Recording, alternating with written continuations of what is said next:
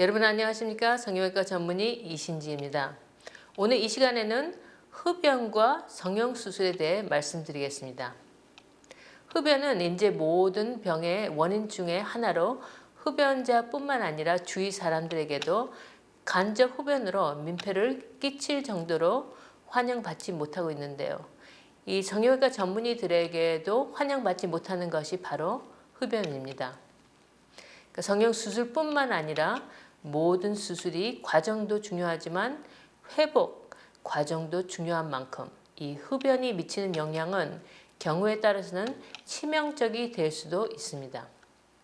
미용, 성형수술 중에서 특히 페이스리프트, 터미턱, 가슴 축소 수술처럼 이 피부를 드러내는 수술은 흡연으로부터 직접적인 영향을 받기 때문에 적어도 수술 받기 2주 전부터 흡연 환자들에게 금연을 권고하고 있습니다. 그렇다고 2주 전이 안전한 수치는 아닌 만큼 흡연 경력과 양에 따라서는 기간을 더 오래 둘수록 좋습니다.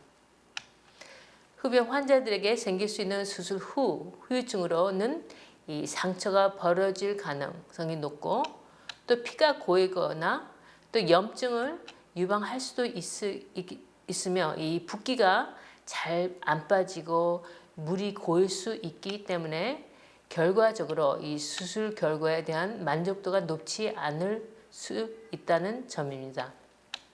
그러니까 몇 년 전 저희 병원을 찾은 이 페이스리프트 상담 환자 중 오랜 기간 동안 많은 양의 담배를 피운 흡연 환자가 있었는데 이 흡연으로 인한 이 피부 괴사 우려돼 수술을 하지 말 것을 권고한 적이 있었습니다.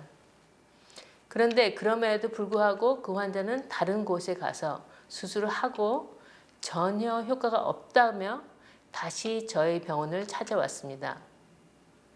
그러니까 추측컨대 피부 괴사로 수술을 하려다 하지 못하고 다시 봉합하지 않았나 싶은 이 생각이 들어 처음 권고를 무시한 그 환자가 안타깝게 느껴진 적이 있습니다.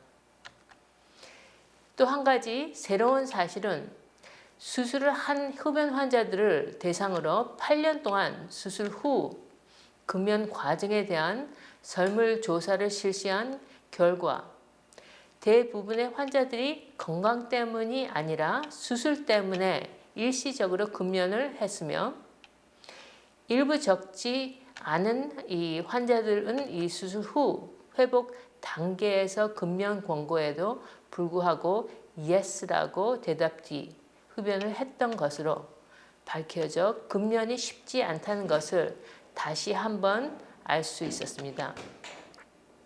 그러니까 이처럼 흡연은 피부 절제에 관련된 미용 수술과 이 밀접한 관계가 있게 이 때문에 이 수술 전후 지켜야 할 이 준비 사항 등의 이 관계 전문의와 충분한 상담을 하시기 바랍니다.